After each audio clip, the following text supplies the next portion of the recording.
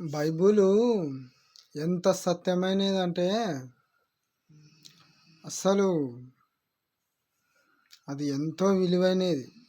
కానీ మనం తెలియక బైబిల్ని ఎంతో హేళనగా, ఎంతో చీపుగా అని అనుకుంటుంటాం. 2000 సంవత్సరాల క్రితము దేవుడు అవి దయ్యాలని దాచిపెట్టినది యూప్రటీస్ నది కాడ ఇప్పుడు బయటపడింది. అది పడి 1 సంవత్సరం కానికి వస్తుంది బయటపడి. చూడండి, దేవుడు ఆనాడు దాచిపెట్టిన దయ్యాలు ఈరోజు ఇప్పుడు అక్కడ ఉన్న గవర్నమెంటు చూసి భయపడుతుందంట. ఎంత అద్భుతం చూడు! దేవుని వాక్యంలా ఎన్ని 2000 సంవత్సరాల క్రితం రాసిపెట్టినది ప్రకటన గ్రంథంలా ఇప్పుడు తెలిసింది చూడు. ఇప్పుడు బయట పడిన దయాలు. మనమేమో మూర్ఖుల్లాగా బైబిల్నే తెలుసుకునలేకపోతున్నాం.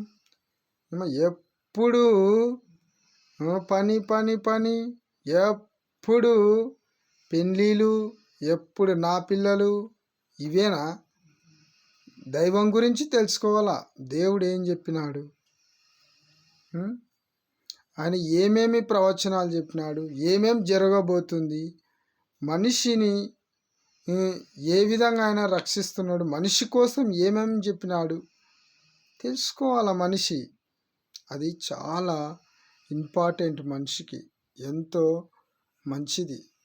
మనం మనుషులం దైవాన్ని ఇప్పుడే తెలుసుకోవాలా, చనిపోయినాక కాదు. మరణించక ముందే దేవుణ్ణి తెలుసుకోవాలి.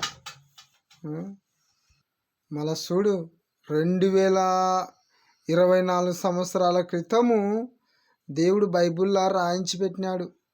నేను యూప్రటీస్ నది కాడ దయ్యాలను బంధించినాను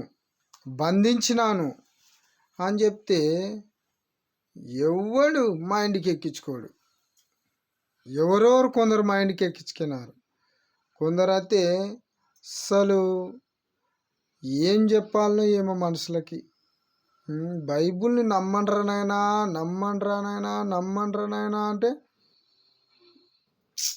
పిచ్చోని అన్నలక్కడనే పనులు చేసుకుంటారు. ఎప్పుడు పిచ్చోన్లు అక్కడ పనే చేసావా?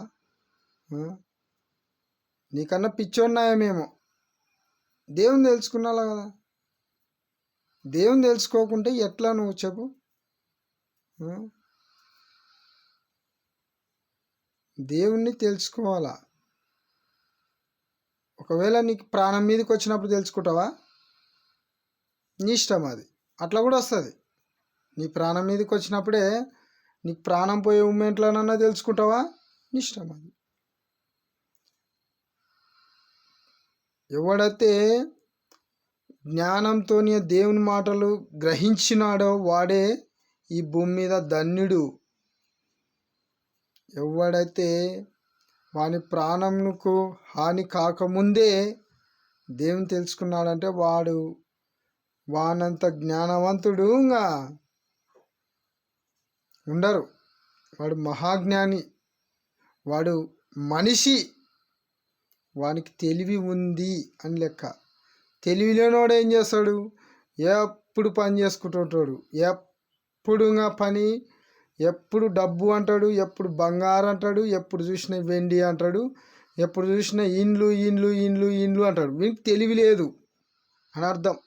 ఇట్లాంటోనికి అది ఎవడైనా సరే, పెద్దోడైనా సరే, చిన్నోడైనా సరే, ఎప్పుడు డబ్బు అన్నతోడల్లా మనకు డబ్బు దయం పట్టింది, ధన పిశాచి పట్టింది, లేదంటే వ్యభిచార దయాలు పట్టింటాయి.